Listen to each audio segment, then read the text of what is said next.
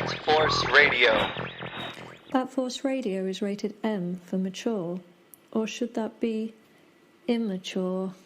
Hey guys, Dustin Wynn. Hey, this is Scott Snyder. This is Paul Dini. And you're listening to Bat Force Radio. And you're listening to Bat Force Radio. You're listening to Bat Force Radio. This is Tom King.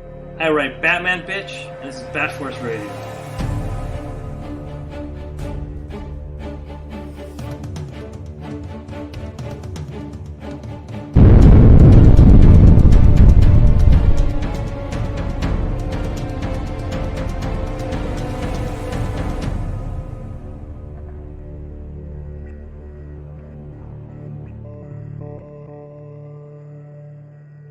Welcome back to Bat Force Radio, the Batman and DC podcast with no limits. We have a full house for the pandemic edition of Bat Force Radio tonight.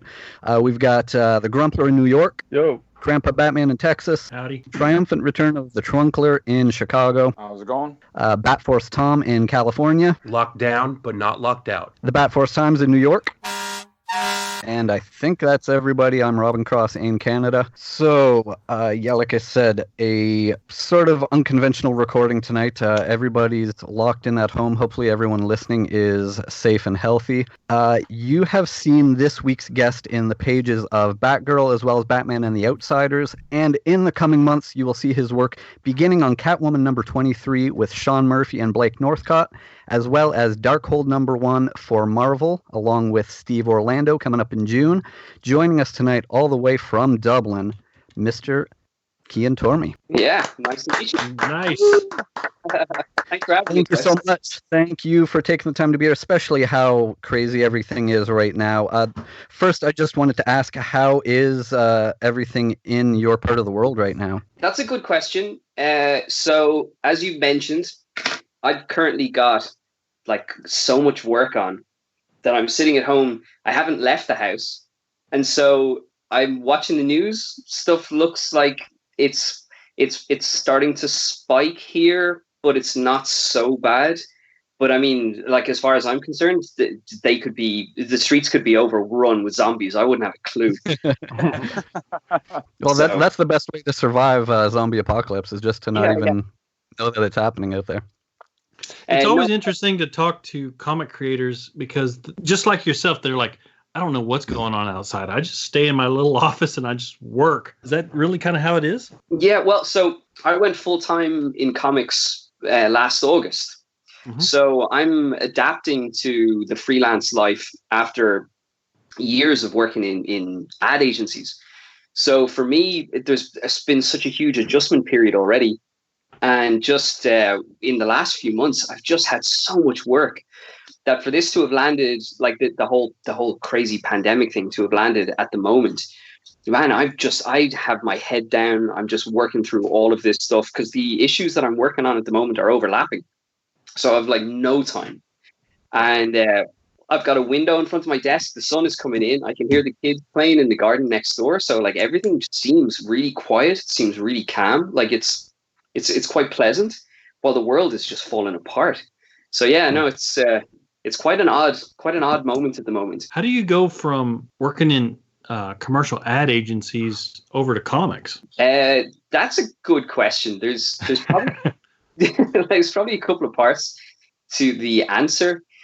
I spent about 3 or 4 years, three or four of the last few years working on comics stuff at the same time as working in ads. So I've been working in advertising for about maybe 8 years. And for the last 4, I kind of decided I was going to try and there's quite a few reasons why, but I decided I was going to make a proper go at trying to get into comics, because if I didn't manage it now, I needed to let it go, you know? And, I mean, was that always a dream that you always had, or is that just kind of the natural course of, you know, your skills and your talent? I think it was a dream. I think it was a dream that most of us have when we're young, right? And then you kind of drift in and out of it. So you try kind of getting into it, or at least you think you're doing your best to get into it, but you've no idea how difficult it actually is in the end to break in. And then you fall out of love with it, and then you kind of come back to it. I think there's quite a few people probably have a similar story where they tried to they tried to get in, and then, or at least they were in love with comics up to a point, and then life kind of gets in the way, and then you either come back to it or you don't. And so I had a funny, kind of a funny couple of close glances to work. So when I tell you a story, there's like 3 parts to this. Okay. So when I was about, I'll tell you what. So when I was finishing college, I did a graphic novel for my degree show. So I would have been about 23 or 24, and my mom at the time was living in Florida a lot. So like 6 months of the year over there, 6 months over here. And one of the days she was playing golf, and she was playing with a couple of people, like they'd randomly put people together. And one of the people she was playing golf with was Jim Galton. Does that name ring a bell? He was at one point, he was the president of Marvel Comics. Okay. Oh, okay. Yeah, like just as it happens. And like classic Irish mother, she was like, "Oh no, my son made a comic. I'll have to send you his comic." Of course. And she did. And yeah, so he sent it to Tom. Who did he say? Tom DeFalco. Okay. And I was 23, and I got this letter from Tom DeFalco that basically just tore the whole thing apart. Like he just, you're like, thanks, Mom.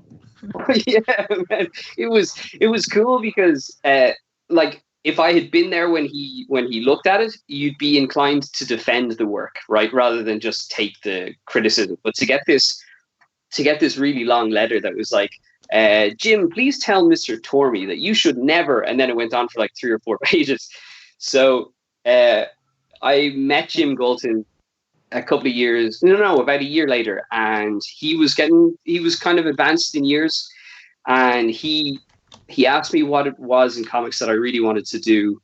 And I think I was being, like a kind of a smart ass 23-year-old. I wasn't really giving him the right answer. I was like, oh, I'll do anything, maybe writing, maybe editing. I gave him the answer that I thought that he wanted. And in the end, I just didn't do anything. Classic, just young and just not really. I didn't apply myself to anything at the time. I had like a lot of growing up to do. So I moved to Spain, and I lived there for a few years with the idea that I was going to like do my comic portfolio. And of course, I didn't do anything. So the whole dream just kind of just died there. It took a few years to die. I didn't know it was dead, but I kind of just let it go. And then I came back, and the second part of the story is that I started working in advertising. And do you guys know the Big Bang, the comic store here in Dublin? They've been nominated for a few Eisners. Yeah, I've heard the name. Yeah, they're amazing, right? And they used to be this really, really small store. They're huge now, but they put on a comic convention here in Dublin that was like a trade convention. It was just for comic artists. Sean Murphy was there. That was the first time I met him. Mm-hmm. Scott Snyder and Greg Capullo were there. Like, there was some huge names, and we're talking about maybe, could have been about 6 years ago. And so I remember a friend of mine, the copywriter that I was working with at the time, he said, "Oh, there's going to be this show, and there's going to be this Marvel talent scout is going to be there." And that was the first time that I met CB Cebulski. So I thought, you know what, this is the chance. I screwed the first chance. This is a few years later. This is the chance. And again, you always think that you just present your work at a portfolio review and you just get a job. And, obviously it doesn't work like that. But, well, not for me, for people better than me, obviously. But for the rest of us, it takes a bit of work. But so over the course of about 2 or 3 weeks, I pushed out like a whole load of pages, and I met CB, and he gave me his business card, and he said, we'll do some test pages. So he sent me some scripts, and guys, I think I had to draw 5 pages, and I think I took about 3 or 4 months to do it. And thinking about that now, considering I get calls and I need to do 4 or 5 pages in 3 days, it's just, I can't believe how flippant I was. And so of course that died as well. And that was when I made the decision I was either going to just let this comics thing just go completely, or I was just going to have to do it on my own, stop waiting for God to hand it to me. Like, it just wasn't going to happen.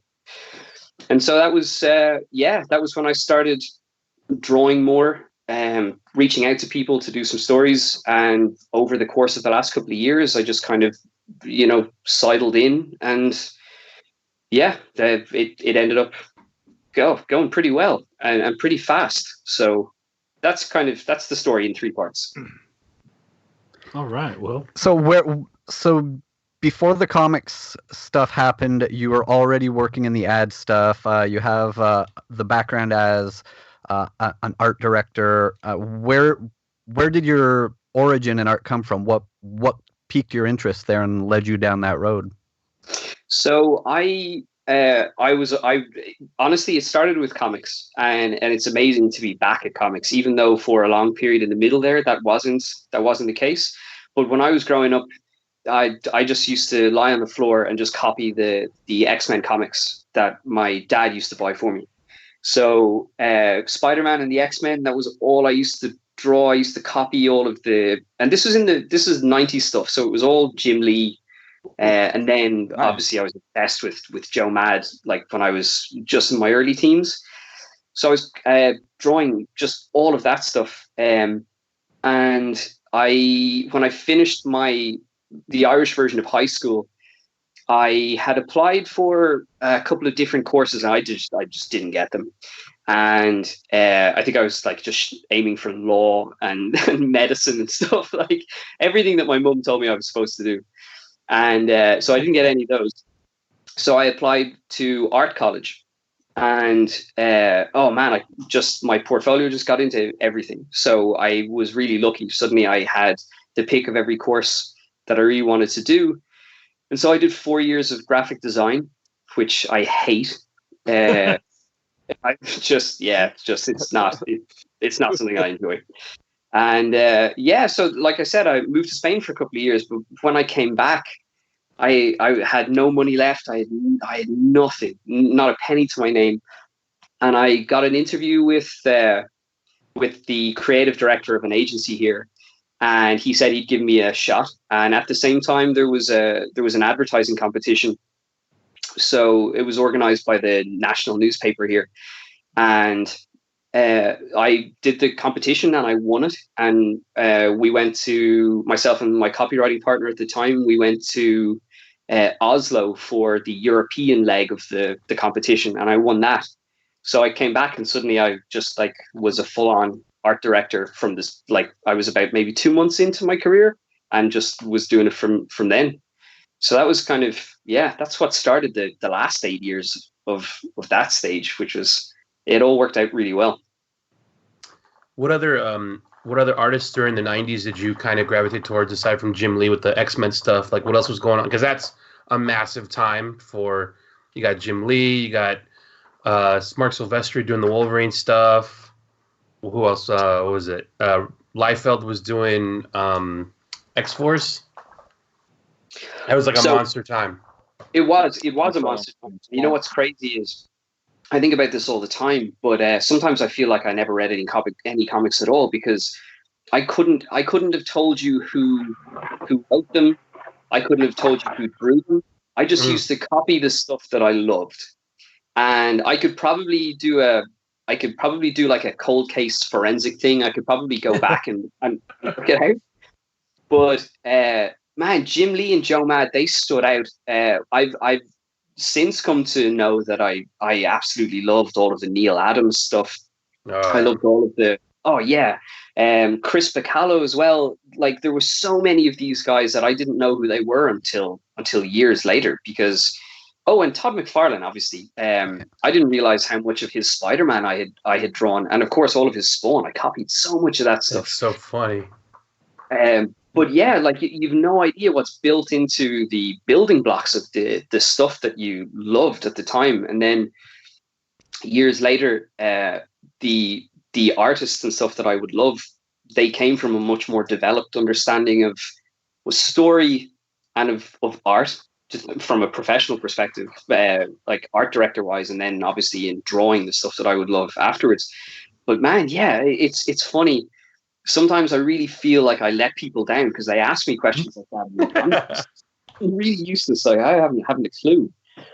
So that just goes to show the power of the comics, and that the images you're seeing were so powerful that it just made you want to draw them, and the only thing you cared about was just kind of finding if you can replicate it yourself. There was a purity in just being so in love with the characters. It's funny, but at the time there was obviously a huge amount of escapism in it, because it's funny, I could tell you the name of every character, I could tell you all of the stories. Like, I must have read those comics until they fell apart, but couldn't have told you that there were people behind them, which is kind of a crazy thing. And when my folks were moving house, like 3 or 4 years ago, we pulled out all these boxes of stuff, like all my stuff from when I was in school, when you were like 16 and younger. And I found all of the boxes of all of the X-Men comics and things, all the stuff that I used to draw, and just pulling them out and realizing that it was all Chris Claremont. It was all of these huge names that I know now academically from the way people talk about it from the last 4 years of me getting into this properly. But yeah, so like, if people ask me who my favorite writers and artists were, I couldn't tell you. But if somebody showed it to me, I'd be like, man, it was that all the way. Like, so yeah, it's kind of crazy, but I feel like a fake fanboy sometimes. A lot of people are like that. I work in a comic shop here, and I find there are a surprising number. It's surprising for me, the number of customers that I'll say, oh, hey, you should probably have this book on your file that's coming out next month. And they're like, oh, why is that? And you'll tell them what the title is. Like, oh, I've never really been into that character. Why should I have it? Well, and I'll name the author on it, and he'll go, who's that? And go, well, you have 8 books that he's writing on your file right now, so it stands for a reason that you enjoy his work, and you should probably have this. Oh, I had no idea that the same person was writing everything I read. Well, you're doing such a cool job on educating people, like, because it's funny, but you don't become a knowledge about something until somebody helps you understand these really constructive parts. Because it is easy to, like, so for example, so if you work in a comic store, the opposite extreme, where there's people who know everything, and because they are the people who they speak to you at such length about stuff, it's easy to forget that there are so many people that really just don't know, and it is just about enjoyment. And we forget that, obviously. The longer you're in it, and the more you're kind of involved in how the sausage is made, you forget what it's like to just the purity of just enjoying something, which is just, yeah, it's quite cool. And it's nice to think that there are people that you can guide them towards the stuff that they love without them even realizing what it is that they love or why they love it. That's quite cool. Yeah, comics are seen, for the most part, in large part, in a different way from other mediums, because how often does somebody watch a particular TV show because of who the producer is on it or who wrote it? No, they usually watch that show that's coming on because the actors that are in it or something. So that can be seen as, I read this comic because Batman is in it, not because I know who the guy writing it is or I know who the editor is. 100%. So comics are held to a different standard that way. That's such a good comparison, because it is exactly like that. And I think there is very much a line. There's a line that you cross where you go from going to the cinema because you want to see a film that the actor is in. And if you get really into film, you absolutely cross a line where you realize that the actor is turning up because the director's looking for them or the screenwriter was doing something. And that's kind of like this invisible line that people either cross or they don't. Because, man, like, there were so many times, when Val Kilmer was in the Batman film, I must have watched a whole stack of Val Kilmer films after that. And man, he was never in anything like Batman. So I watched it trash. Like, so yeah, just as an example. What were some of the characters that you loved to draw as you were getting into it? Like, you said X-Men. What was like your specific characters that you like absolutely either were loving to draw or that you wanted to kind of perfect because you love the character so much, and the ones maybe that you were really good at drawing? So I think, so there's two things. I think what is funny is when I was growing up, there was I would copy the panels, and I think about this all the time. Sorry, I'm getting ahead of myself, but the panels where you had like a full character that did something really dynamic, and that's one of the reasons why the 90s was so cool. Like almost every panel was like a splash panel, right? So Jim Lee could draw like Wolverine, or Psylocke would turn up, like Scott Summers would turn around and see Psylocke, and she got a splash, but it would have been like a tall panel that any other artist would have just made it like a 2-shot or made it less dynamic. So I used to just draw everything that I could find in each issue that I had that was like a single piece. I think that's one of the reasons why it was so much easier. I think there was a proliferation of artists that copied guys like Joe Mad afterwards, because it was at around the time when the internet came out, and there was an awful lot more one-off, isolated characters that you could just find. Like you could do a search for stuff. So he always had like a cool Batman or a cool Superman or something, and you could just draw those individually. But when I was growing up, man, if I had a Spider-Man comic, I drew every single panel that I could get my hands on. I remember I had an annual that had an awful lot of the, when they do the biographies, the breakdowns of the villains and stuff. And I think I made a point. I had this like refill pad full of really, really terrible recycled paper. The stuff that you get at like a pound store. Do you remember those? Or like a dollar store? Yeah. It'd be like 100 pages in this thing, this bumper pad. And I remember just trying to do as many characters as I could over the course of this weekend that we were away for the weekend. And I did like 36 different characters over the course of the weekend. Damn. Yeah. Like, I'm sure they were terrible, but like that probably wasn't. But you were pumping out some pages. Oh yeah. Just like really kind of trying to hit some kind of limit.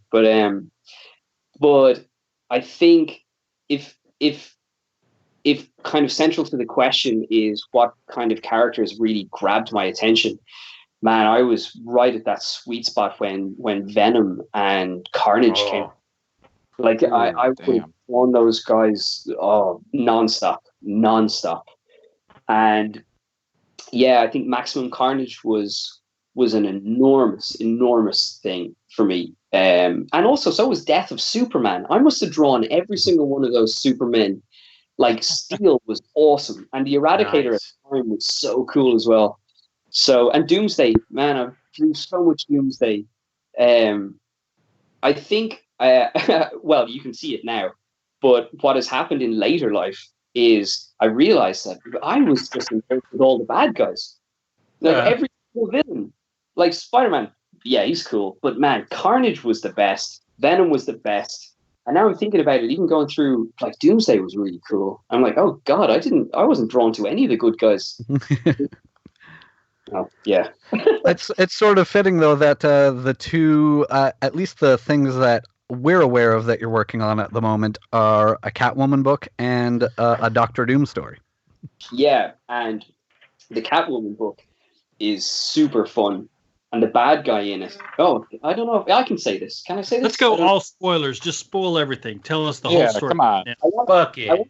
I won't spoil everything, but I can't even say the main bad guy because the second issue could change. But so Selena. If you say something, I'm just gonna text Sean and just say, "Okay, this was already laid out, so you're not allowed to change this." You're welcome. You're welcome. No, so like in classic Sean style, so Selena arrives on this tropical island, and she's there for an auction. I don't think I'm revealing anything that's not in the solicitation. Okay. She's there for this supervillain auction, and she gets picked up by Snowflame. Do you guys remember Snowflame? Snowflame is this bad guy from, he must have been, I'd like to say the 80s, but it's probably the early 90s. But his power is that he becomes like God when he takes cocaine. I remember that guy. You mean my Uncle Tony? He was like this bad. He he was like in this bad anti-drug issue or something like that. Okay. I remember that.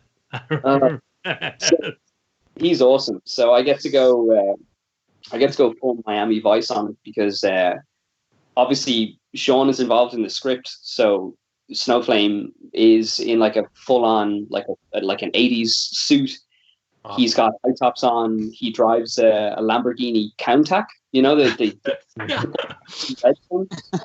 So, oh man! And you know what? I'll tell you what. If you do text him, tell Sean Murphy that he screwed me, man. Because he picked the one car. The car is badass and it's so much fun to draw. But there's all this dialogue that happens between the characters in the car, and the car is cool because it's got super low clearance from the ground, but the windows are really low.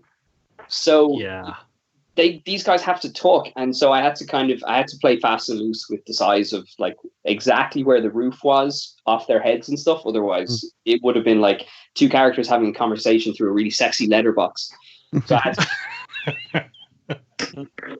to, so I had to take liberties with that. But so did you get to draw somebody snorting coke in this episode or this issue? Not yet, but not yet. But I did give him like a really cool coke nail. So, yeah. So it's implied, and nice. He does at one point. He opens a glove compartment, and there's a couple of bags and So you took this 80s character that was possibly for the purposes of some sort of anti-drug message, and now he's Scarface.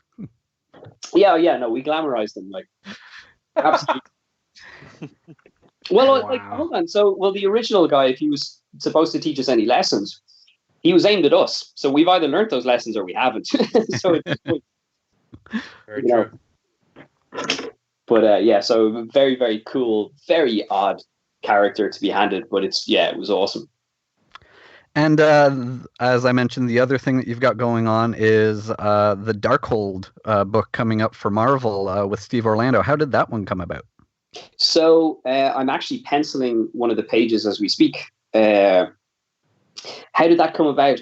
So Will Moss, the editor, reached out to me and asked me was I interested in taking it on. And there is a huge amount of Doctor Doom involved in it. And Doctor Doom's he's one of my favorite characters just for the bombastic kind of regal nastiness of it. He's really Shakespearean. Like he's somebody that you can really lean into, making him just kind of cold. And he's just dramatic, right? Every panel with Doctor Doom in it is like he's come down on the moors to talk to the three witches about his future or whatever. So he's cool. The very first Marvel job I ever did was a 10-page Doctor Doom story with Christopher Cantwell. You know the guy that wrote *Halt and Catch Fire*, the TV show. Oh wow! Yeah, he's a super writer, and he had written a 10-page Doctor Doom story, and Will asked me could I take it, and I did, and since then. I think Will knows how much I love Doctor Doom, and the 10-page story worked out really well. So when this came along, I was delighted that Will thought of me. That's kind of how that one came about. There's a couple of half steps in between. I've done some other stuff with Will and Sarah Brunstad, his assistant editor.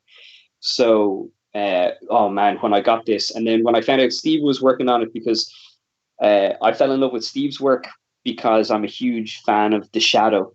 And when he did his Batman and Shadow crossover, that was pure fan service for me.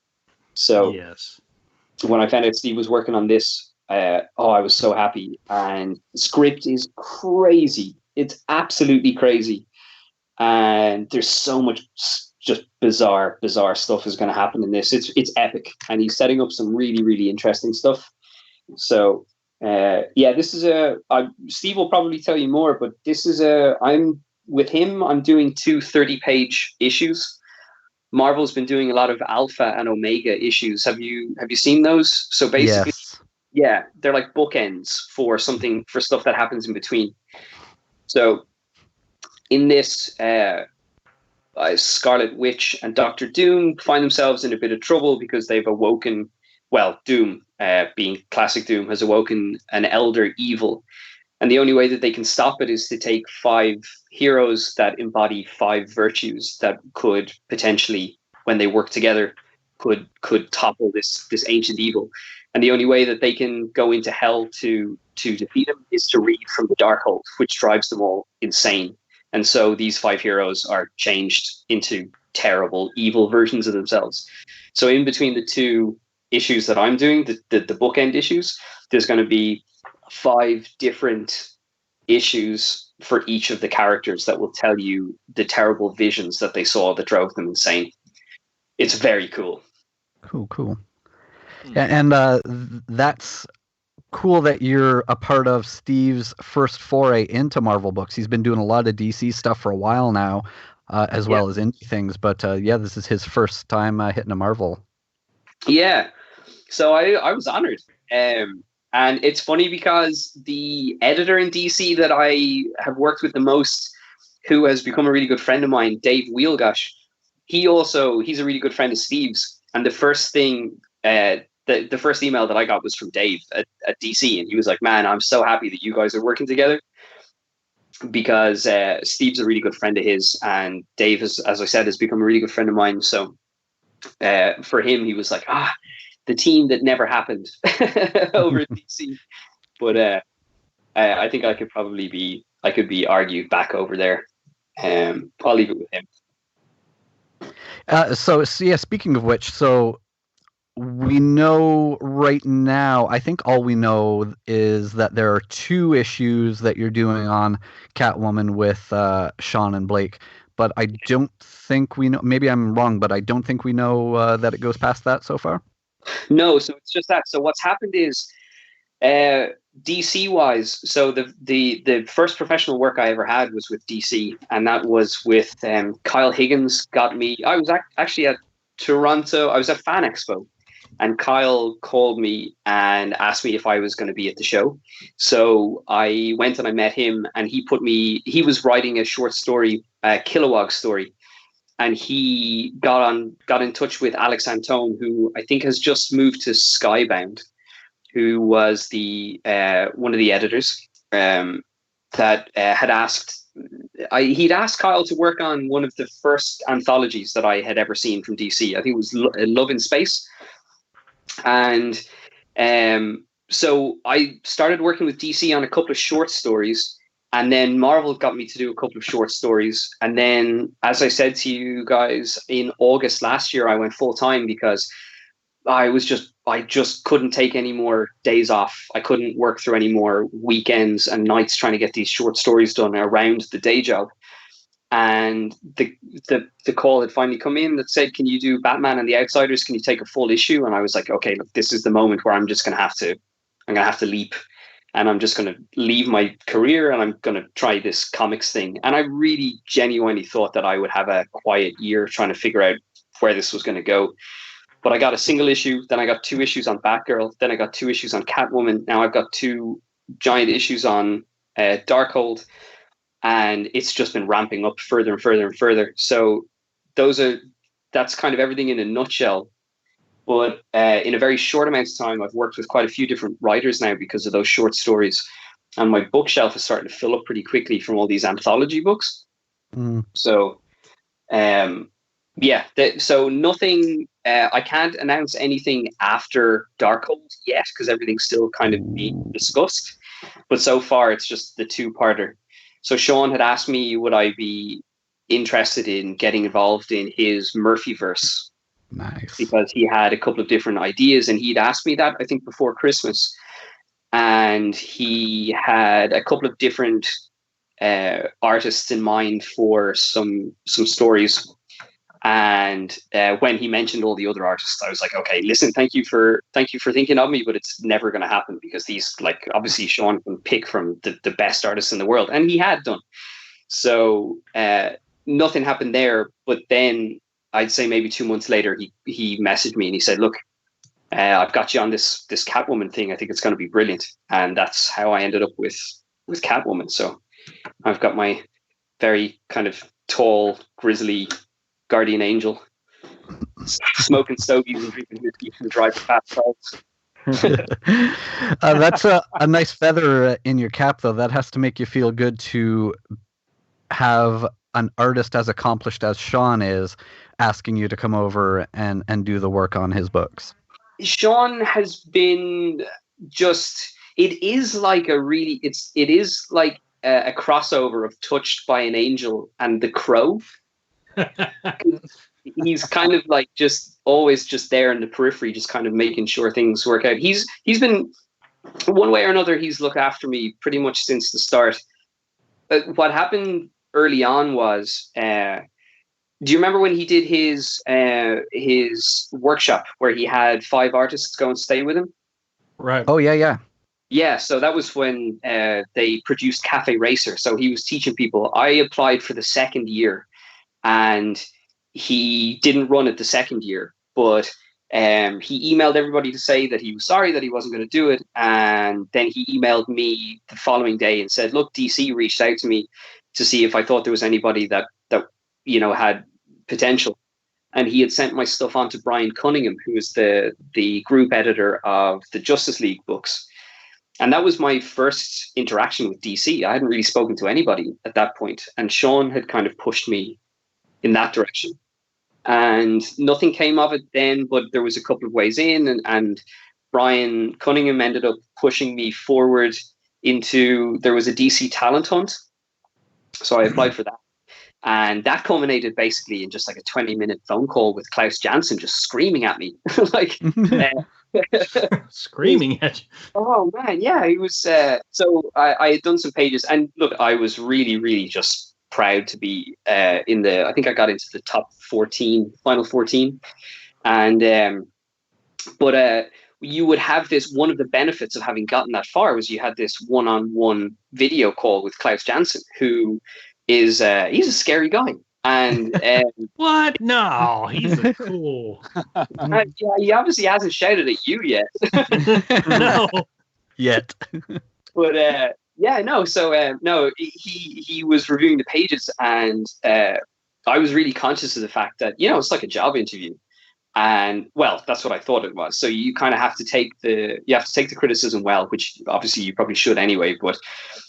He was saying, "Oh no, there isn't enough black on your pages," and he's so right. Like, you learn this lesson once, but drama and composition, everything comes from the amount of black on the page.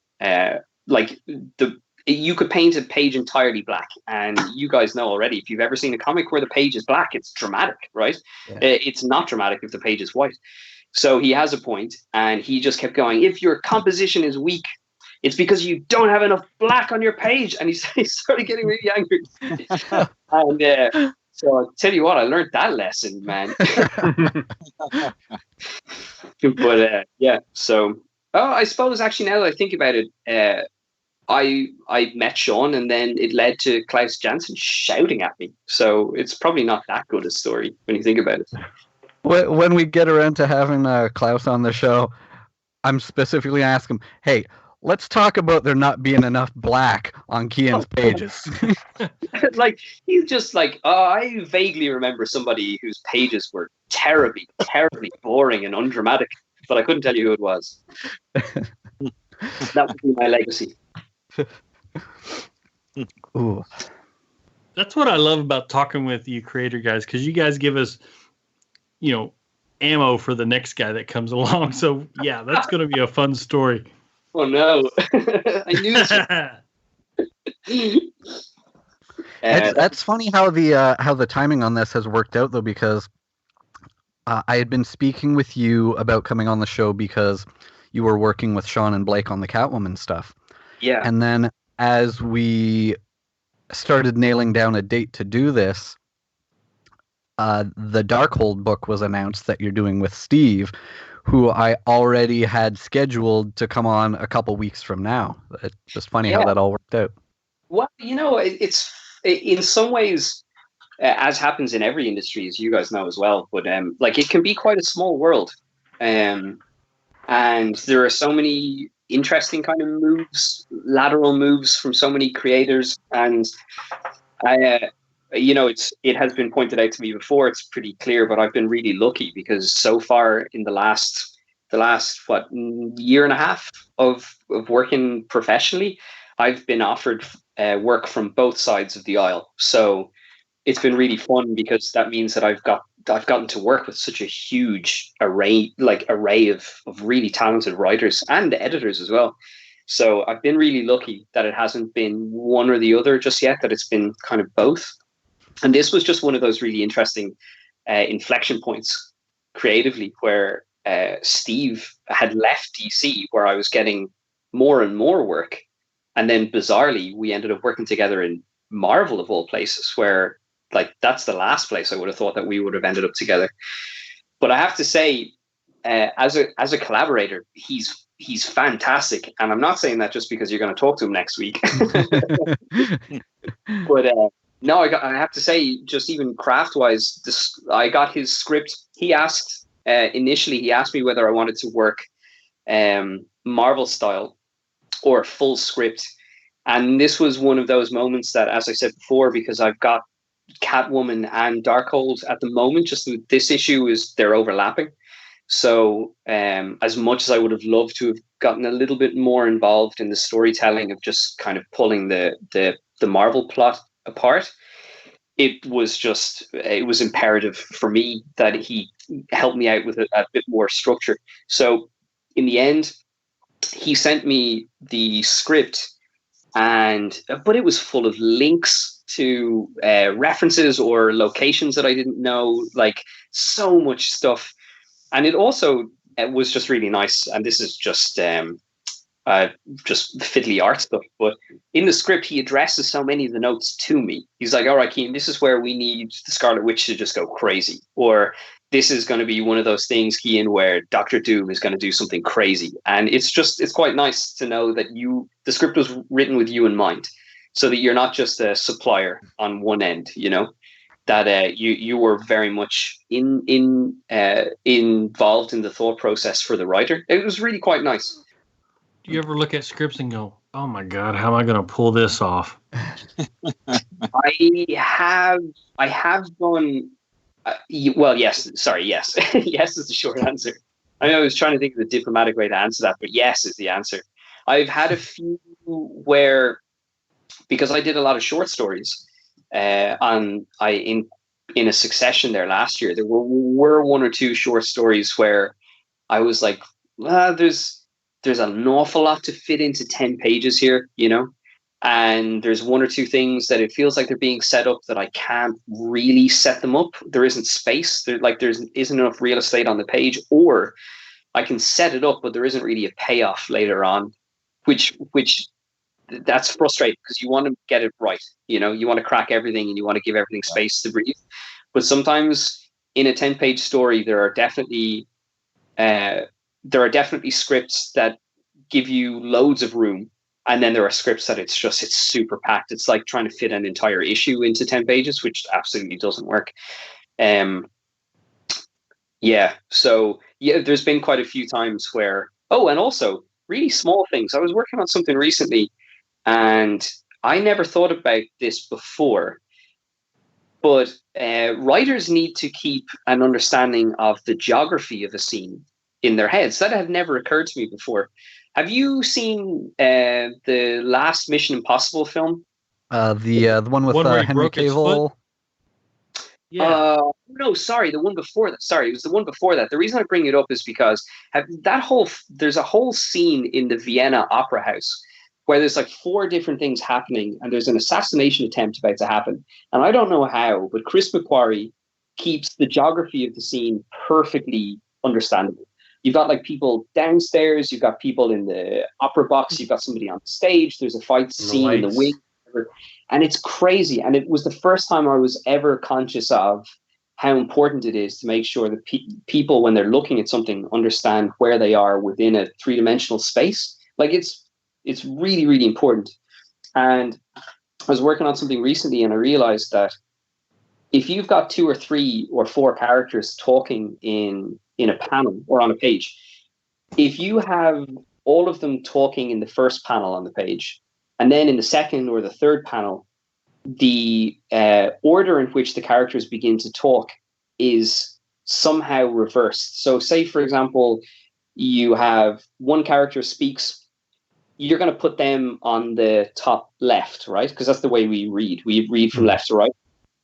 So if you get down into another panel and suddenly the third character is speaking first, man, the whole geography of the page is thrown out, because you have to set up where all the characters are in the first panel to make sense of where they're going to be in the third panel.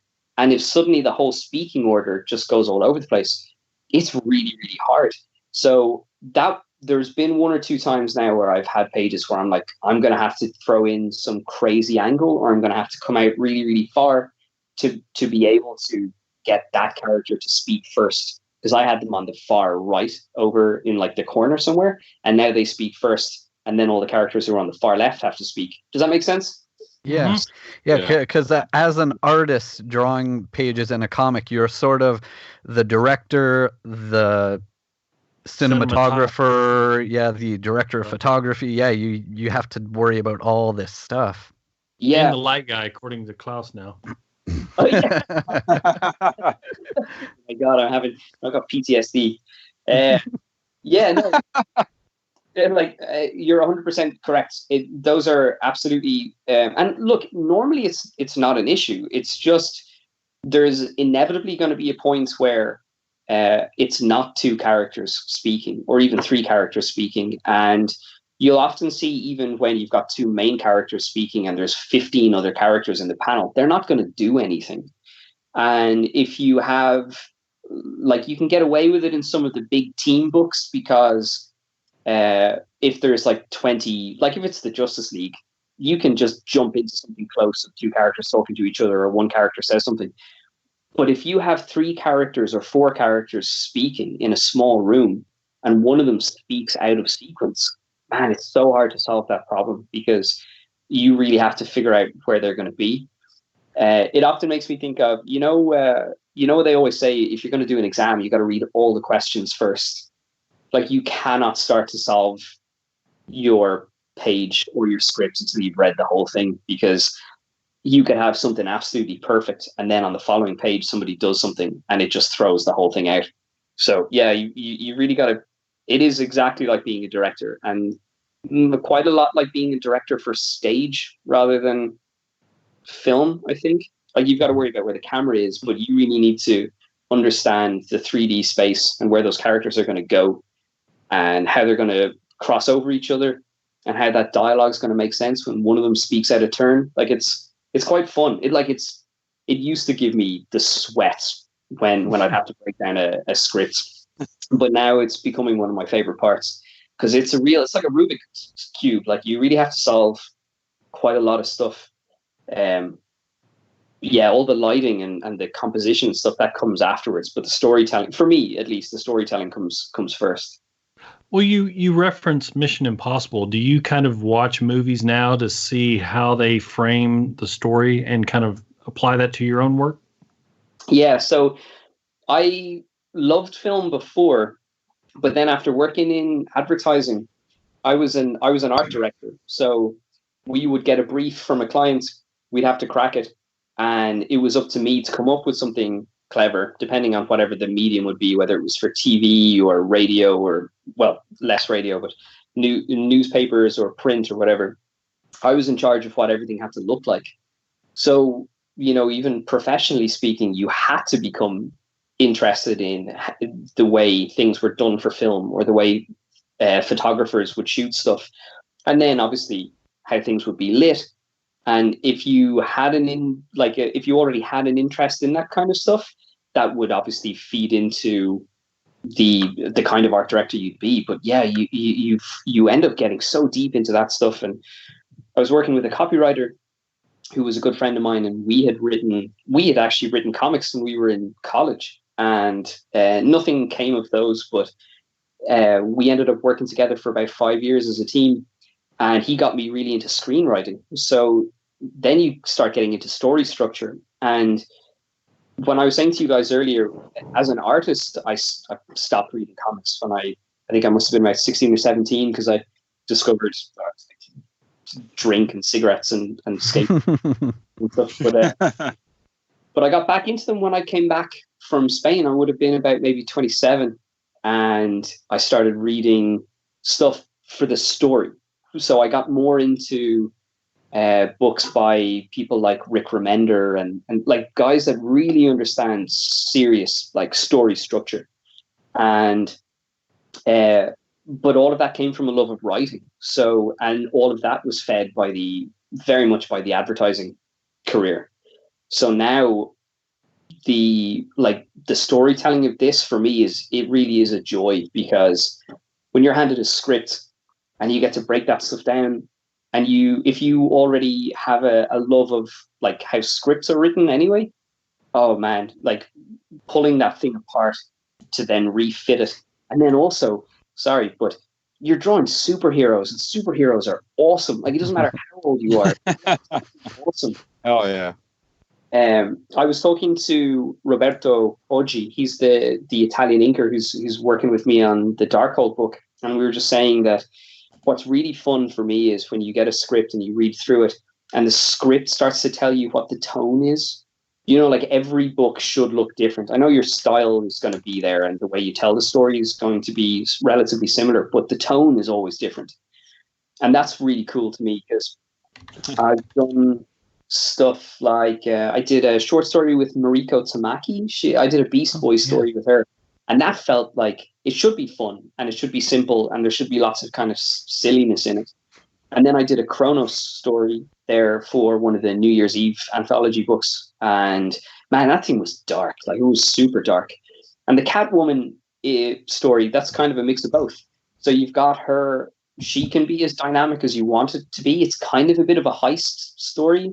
It can be dark if you need it to, but then you get to Darkhold, and man, this thing is it's Doctor Doom going up against Cthulhu. You know, like it's intense. And so there's no room for any comedy in it necessarily, but man, it's just big scale and like crazy fights and lots of, well, Klaus Jansson's going to love this comic, I'll tell you that. But I mean, yeah. you got to expect an inker to want more black on the page, right? You know. No, for sure. And you know what? He was right. I just don't like being shouted at. He's a sweetheart, man. He would never do that. No, you know what? Yeah, no, and he was right. I'm just joking, but yeah.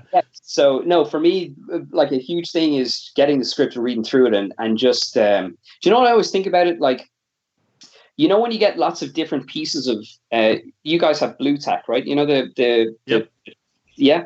So you know when you get lots of pieces of that, and you put it all together, and it's just like a big misshapen ball, and there's like you can see all of the different pieces just like stuck together.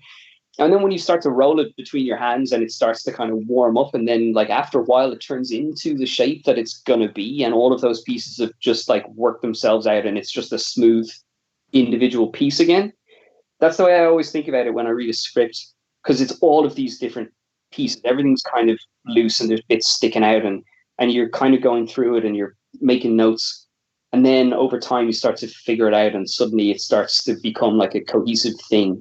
And then once you've got your thumbnails done and they're approved, you're just into doing it then. And it's just like for example, it's Robin, I know you said that sometimes you talk to artists on this show and they're drawing like I am at the moment while they're talking.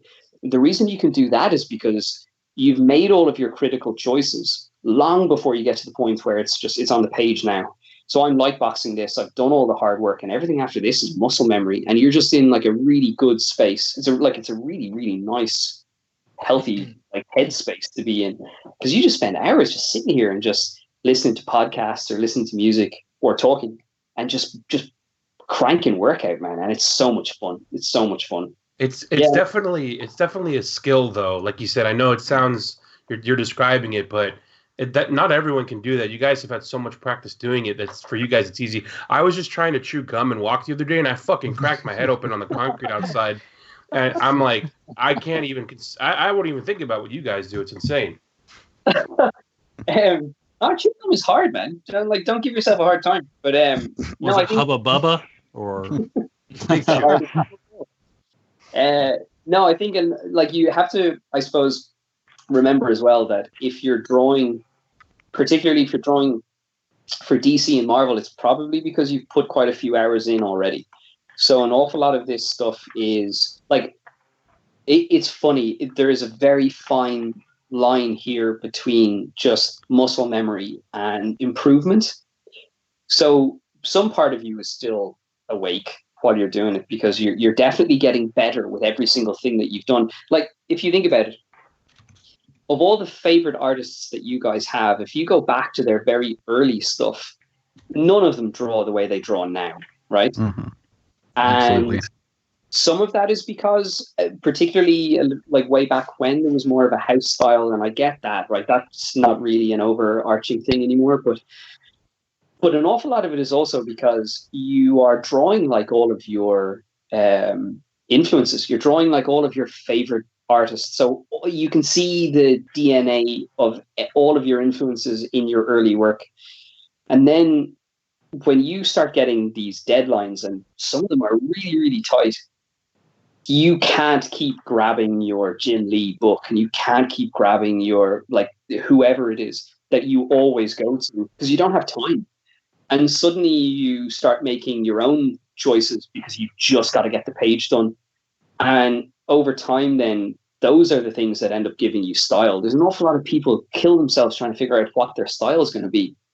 And look, your style is going to be all of the things you've ever loved and all the drawings you've ever done before, just like thrown into a garbage compactor, and it's just going to get like pushed out for the deadline. And then after a while, you stop worrying about it, and your style is just it's what your deadline makes you do every single time, and you get to course correct, every so often. But like at this point, yeah, you should be at a point where you're taking calls and just being out. Sorry, no, that sounded like I was saying exactly how this is supposed to work. That's not what I meant. But you do get to a point where you are able to pencil once the critical choices are done on the page. You're able to just make sure that your line weights and all that kind of stuff they're just coming out of you naturally, and they should be, because you drive yourself crazy being overconscious of all the critical choices you're making on the page all the time. You'd never get anything done. Or you'll do what I did when I first had my shot at Marvel. You spent 5 months working on 3 months working on 5 pages. It's just crazy. Well, I think everyone has their different level that they end up settling in at. When we spoke with Clay Mann a long time ago, he described... So good. He's amazing. Yeah, he is. And what was funny to hear from him okay. Was to hear him describing like how when he watches other artists work, how it seems effortless, that they're just putting their pen to paper and just drawing these beautiful things. But for him, he described it as being very hard, and he's drawing and erasing and fixing and erasing and doing it again. And I wonder how many people have that same perception of other artists. Oh, this guy's so much better than me. And you see people as well, like, when people are giving advice, when artists are giving advice, you'll hear guys say things like, you have to stop going for 100% perfect on every page. You can't spend days on one page. It's not realistic. So you stop looking for perfection, shoot for like 90% and move on to the next page. Yeah. I think what's interesting about that is like, that's entirely correct. But what's really interesting about it is being able to understand the art that you produce as both an objective and a subjective experience, right? Because when you start to draw something, it's all difficult. Like everything is dreadful. And a lot of what's built into how difficult it is to draw is the doubt that you have while you're drawing the thing you're drawing. I think you'd even find Clay Mann who would tell you that he agonized over details on a page, that by the time he finished the issue and went back to that page, he wouldn't have been able to tell you what it was he was agonizing over, right? An awful lot of that is just baked into just being the person who's drawing it. Like you always doubt stuff, and it is quite difficult.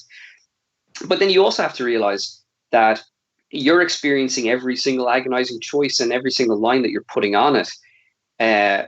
but the reader isn't. You know, one of the cool things that I learned from working in advertising for so many years was, you know, it was my job to worry about getting the retouching on a photo right and all that kind of stuff, or getting the edit right with the director for whatever ad we were shooting. But there was always a point where the client didn't see it anymore. Like you can't, there's a point where you can overcraft something. Like it's finished sometimes. And I think that's the 90% that people talk about.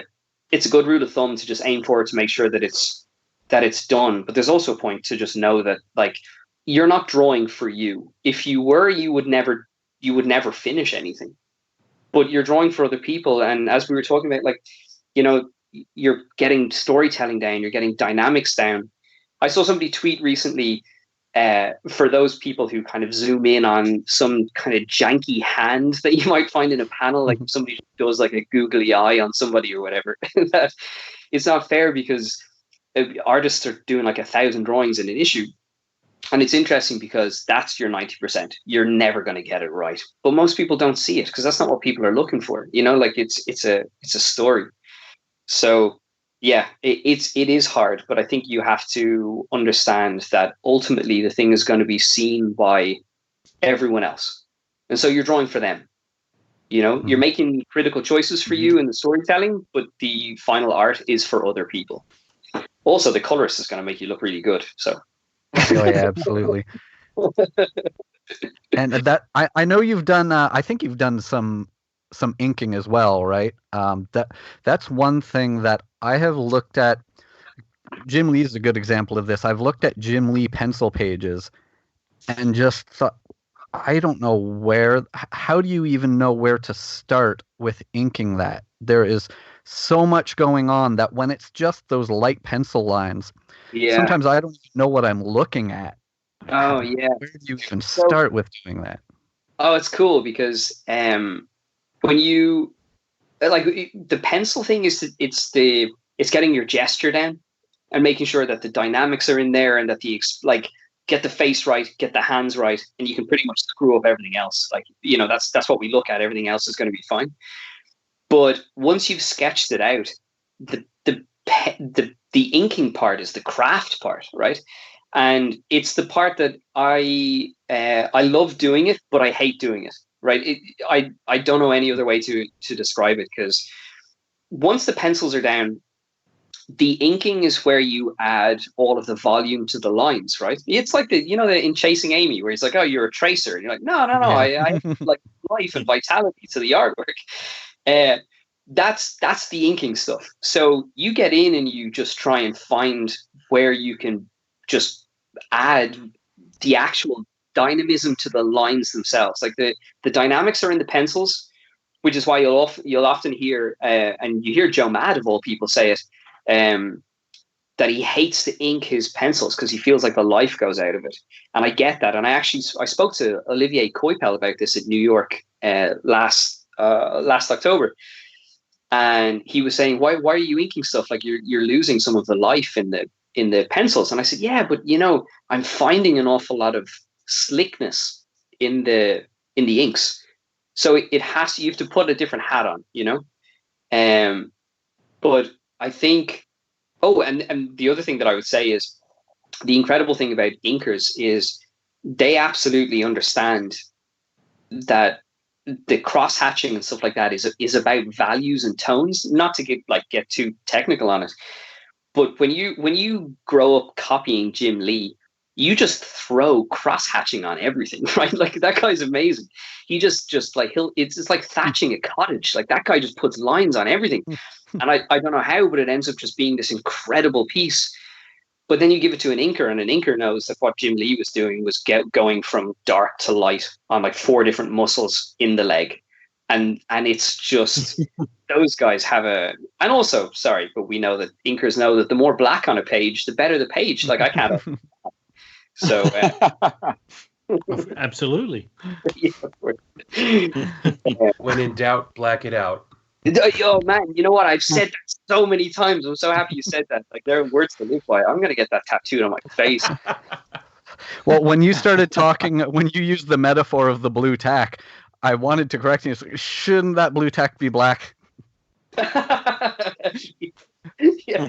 Cian, your metaphors aren't dynamic enough. There's enough black in your metaphors. You're right. You should have said that. But yeah, so yeah, I don't know. When it comes to inkers, so sorry, your original question was, so I also ink a lot of stuff. I would normally ink myself. This time I've asked for Robbie to help me because I would never get the Darkhold issue finished before Catwoman issue 2 starts. That's how tight these deadlines are. So in this case, I got onto the editor and I said, look, is it okay with you guys? Because I actually called the editor and said, look, Sean Murphy's just called me and asked me would I do this job. And they were like, yeah, of course, you've got to take these jobs when they come in. So it was up to me to try and find a way to solve it for them, but they were happy if the solution I found worked. So myself and Robbie will work on Darkhold, but I'm inking all of the Catwoman stuff because it's more fun. Like it takes a lot longer and it's a lot harder because it's a separate job, but it's also still a lot of fun. Like. And you get to show Klaus that you know how much black needs to be on the page. No, could you imagine the ultimate showdown where I'm like, what about this, Klaus? And he's like, who are you? Actually, I was thinking about this because I met Dan DiDio at New York. I met him at New York in October. And I said, I was with Kyle Higgins. And Kyle said, "Oh, Dan, this is Cian. He's working for you now." And he turned around and he went, "Hey, man, I love your stuff. What do you do?" Get the coffee. Yeah.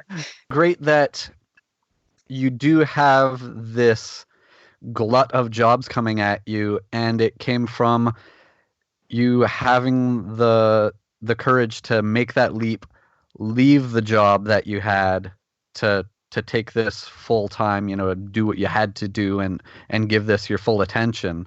How close did you come to taking the safe road? Oh, it's a good question because to be honest, I was living the safe road. Like, I had my career, everything was fine. Career trajectory was going really well. And comics was what I wanted to do. So at any point I could have just stopped the comic stuff and just continued on and just gone on to be a creative director somewhere or started my own agency. It was always an option.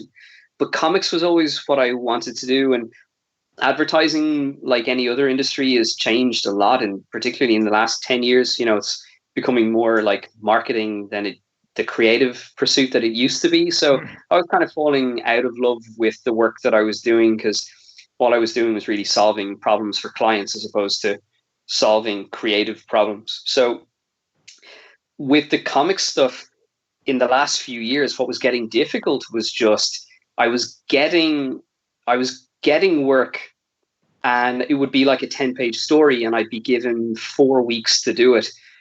And oh man, I was working on the train on the way in. I was working on the train on the way home. I was working through my lunch breaks and then working on the weekends. And when I got my first Marvel gig, the Doctor Doom story, I had to take a load of my holiday days, sick days and stuff. Thankfully, the traffic manager that I had in the agency that I was in, she knew. So every so often I'd get like an email from Marvel or DC, which was crazy at the time. Like those are the emails that you dream about getting. And it would be, Cian, do you think that you could turn around this 10-page story in the next 3.5 weeks? And you'd have a full-time job. And you'd just be like, yes, I can take it. I'll do it. And so it did get to the point where I was like, I'd cancelled holidays. I'm never told any of the editors. It wasn't really an issue. It was my choice to make. But I'd have holidays that I would cancel. And so just if the work came in, I took it. So when I ultimately ended up working in comics full time, it was just such a joy, because like now I have the time to do the work. And it's not like the work I was doing previously, because what's really fantastic about the editors that you're working with is they know how much time it takes to do this. So they approve your thumbnails and they're with you if you need them. But man, they just let you work. because the most frightening thing that you learn when you go full time in comics is if you don't hit your deadline, the work, like if you just don't do it, it doesn't get done. Like you can't steal a page from a previous issue to get through the deadline. You know, it's like if somebody orders a table and you're a carpenter and you deliver it with 3 legs, like it's just the table's not finished, you know. So that was the scariest thing. It was like being back in college. Like you can't get around not doing the work. That was the scariest part. But then once you kind of get into it and you're okay with that end of things, oh, it's been the best thing. So yeah, it was worth putting the time in. But it was also a joy to do it, even though it was kind of tough and it was filling a lot of time I couldn't really have given it. I gave it, it paid off, and it allowed me to do it all the time. So yeah, it was an easy choice at the end. How good did it feel to be able to walk out of that office and drop the deuces and be like, peace out, bitches? Man, just like I left a couple of steamers on the floor. Here's what I Kate. No, no, it was now buy my books, bitches. Yep, that's right. Yeah. And I've left a present in the ventilator. No, it was cool. I rang one of my creative directors, and he'd had a really shit day. He'd actually gone home early, and I said, "Look, I've just been offered this thing, and I've got to take it. I'm going to leave." And I'd been in this agency for about 4 or 5 years. Like I'd been there for a long time. And the creative director, he answered the call and he said, "You know what? I never knew that the worst news I could get today would be the best thing I was going to hear." And I was like, oh man, like there's no better way for your boss to tell you that you've made the right choice, you know? Yeah. So yeah, I left a department of creatives that I'd worked with for about 5 years, and it was just every single one of them knew that it was the right choice. So there was none of the, like, I would have loved to have been able to go, you know, fuck you, fuck you, fuck you, you're cool, fuck you. It wasn't necessary in the end. Maybe next time. It's just me shouting at my cat. Like, fuck you, I'm out. If DC came to you and said, what book would you want to do an ongoing with, 12 issues or more, and any character you haven't done before, and then the flip side, what character would you want to do for like a short story, like that you haven't done before, 4 to 8 issues?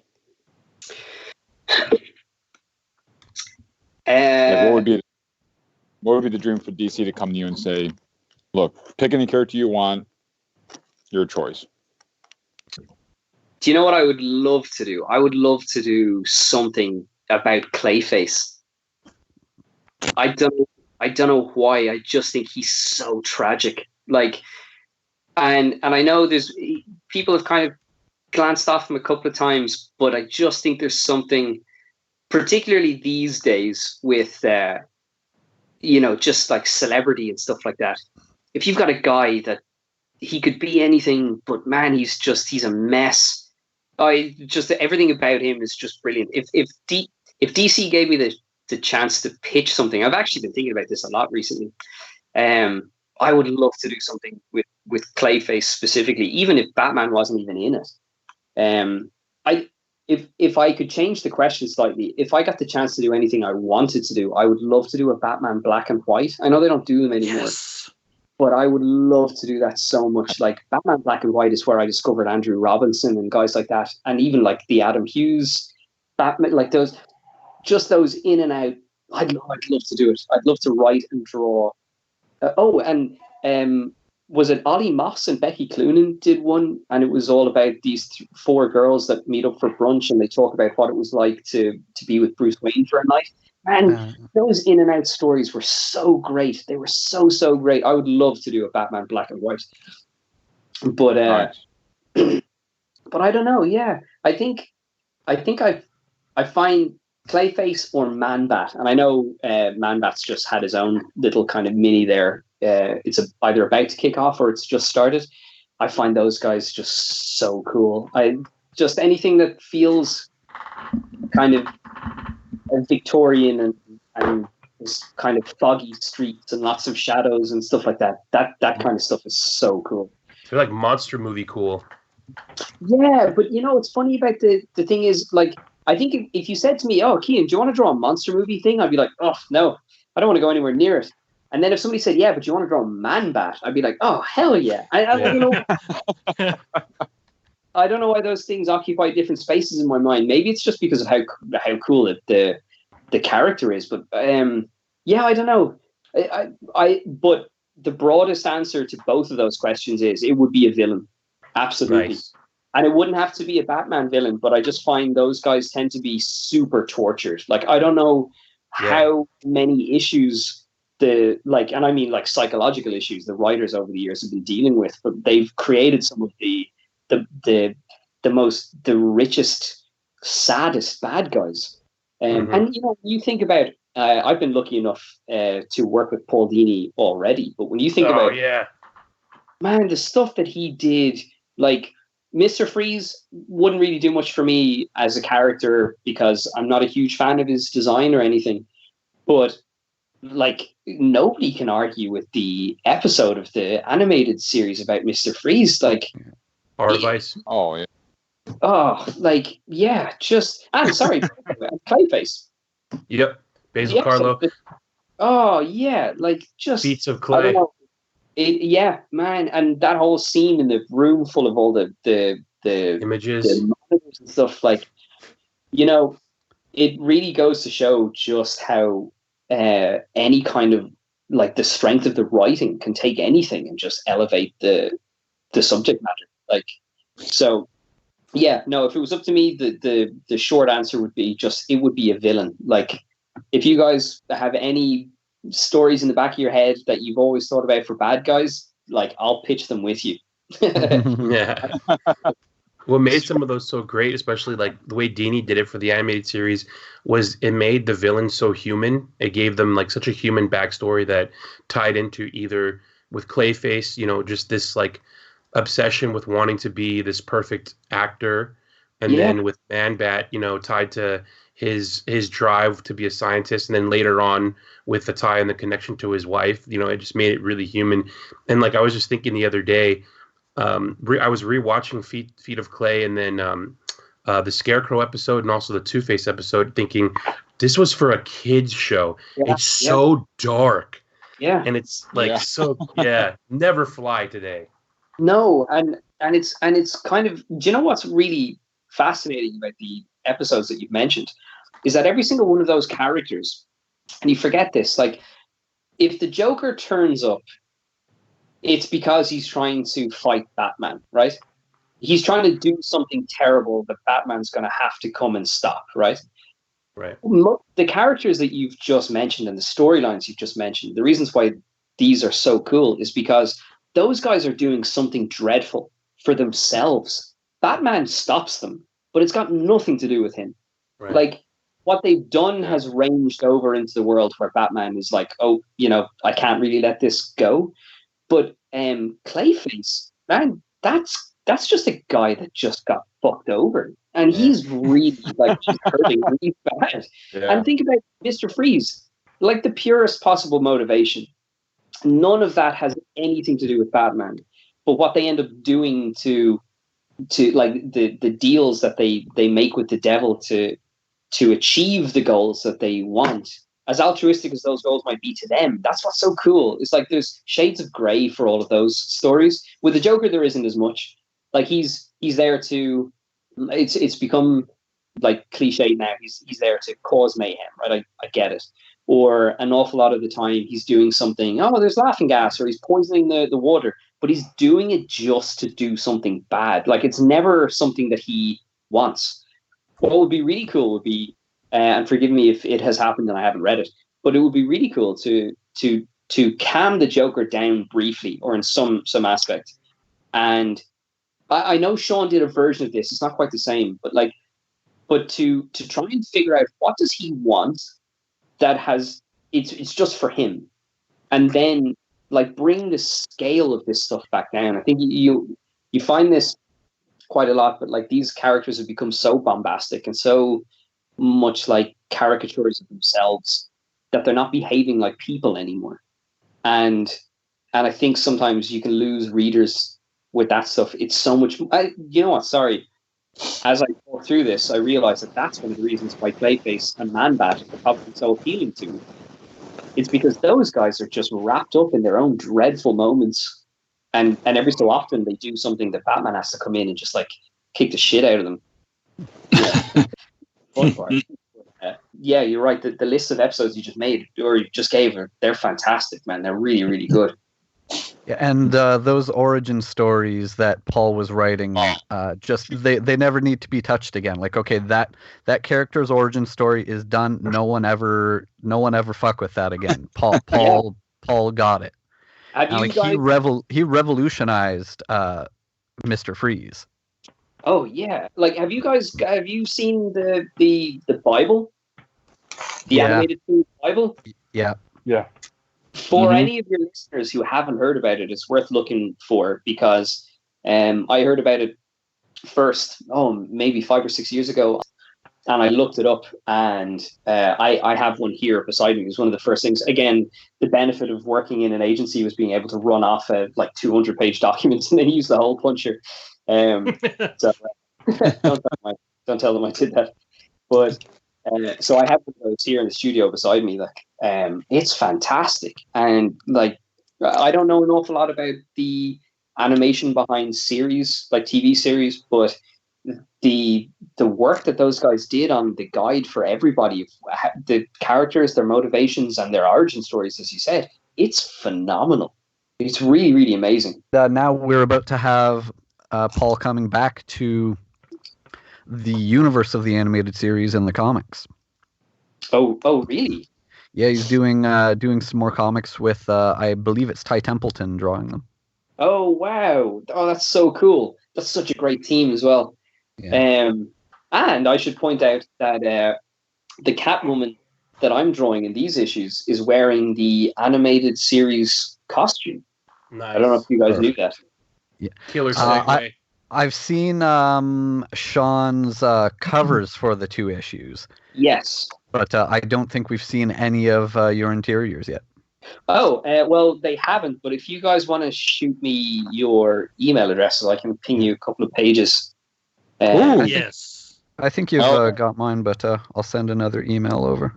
Yeah, I can show you 1 or 2, and you can see what she looks like, or at least the first moment that she turns up. Nice. Again, no spoilers. New phone background. Yeah. It has been an honor. Thank you so much for having me on the show. Oh, no, thank you. Thank you for taking the time to do it, especially when you have so much pressure on you right now with all these projects going. It's awesome that things have been hitting so well for you. Oh, thank you. And listen, it's been a lot of fun. This was a great break. And hopefully there'll be more stuff coming out soon. And if you want to talk again, just give me a shout. If you want, please plug your social media and where our audience can go and find more of your work. You can find me at, and I would give 10 out of 10 to everybody for saying my name properly. I don't know how you managed to do that. All my social media handles are the same. I'm at Cian Tormey, CIANTORMEY. So you'll find me on Instagram and Twitter. Please follow me. Please say hello. I love talking to everybody, and will always respond if I can. So you'll find me there, and just don't be a stranger. All right. Awesome.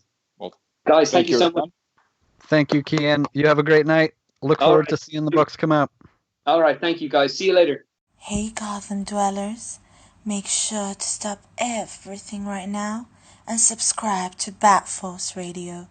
We can be found on iTunes and SoundCloud. Don't miss out. Guaranteed to satisfy all of your Batman and DC needs.